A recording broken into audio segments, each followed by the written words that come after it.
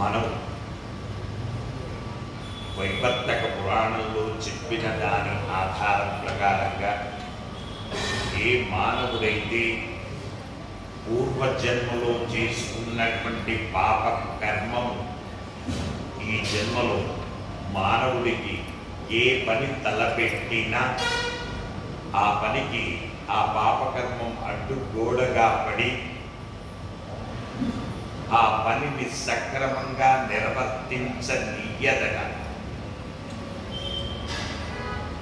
తద్దోషం పరిహారం కావాలంటే మరకతంతో మలచిన లక్ష్మీ గణపతి స్వామి వారికి మరకతం బుధుడికి సంబంధించింది.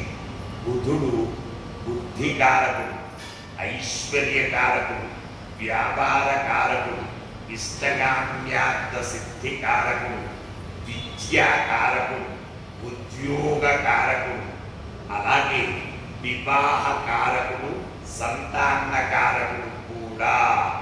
అలాంటి మరకతం గణపతికి 21 పర్యాయాలు శుక్రవారం రోజున గురు హోరాలో సువర్ణ పుష్పార్చన సేవ గావించడం వలన మానవుడు తద్దోష పీడ పరిహారమై అద్వితంలో సర్వ సుఖాలు అనుభవిస్తూ పరంలో మోక్ష ప్రాప్తిని పొందుతాడు. అందుకే ఈ ఆలయంలో మనం ప్రతి శుక్రవారం కూడా గురు హోరాలో సువర్ణ పుష్పార్చన సేవను గావించుకుంటూ ఉన్నాం. అలాగే ఈ శుక్రవారం చెప్పబోయేటటువంటి రెమెడీ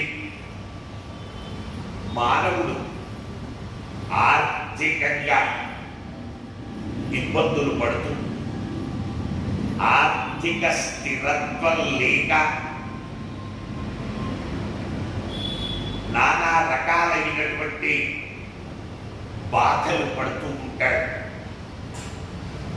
అలా పడుతున్నటువంటి మానవుడి యొక్క బాధలు నివృత్తి కావాలి అంటే ఒక చిన్న ఉపాయం అద్భుతమైనటువంటి ఫలితం, ఆశ్చర్యపోయేటటువంటి ఫలితాన్ని కలగజేస్తుంది. సాధారణంగా తెల్లవారుజామున స్నానం చేసే అలవాటు చేసుకోవాలి. బ్రాహ్మీ ముహూర్తంలో స్నానం చేసేటటువంటి అలవాటు చేసుకోవాలి. అంటే స్నానం బిఫోర్ 5:30 లోపు అయిపోవాలి. ఆ స్నానం చేసేటటువంటి నీటిలో కొద్దిగా ఆవు పాలు కలుపుకోవాలి. 1-2 చుక్కలు ఆవు పాలు, పచ్చి ఆవు పాలు సుమా, అంటే కాగబెట్టినవి కావు, పచ్చి ఆవు పాలు 1-2 చుక్కలు కలుపుకొని అందులో కొద్దిగా 1-2 రెమ్మలు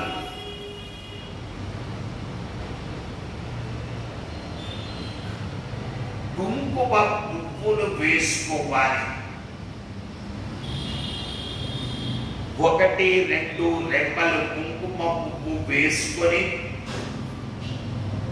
ఆవు పాలు కలుపుకొని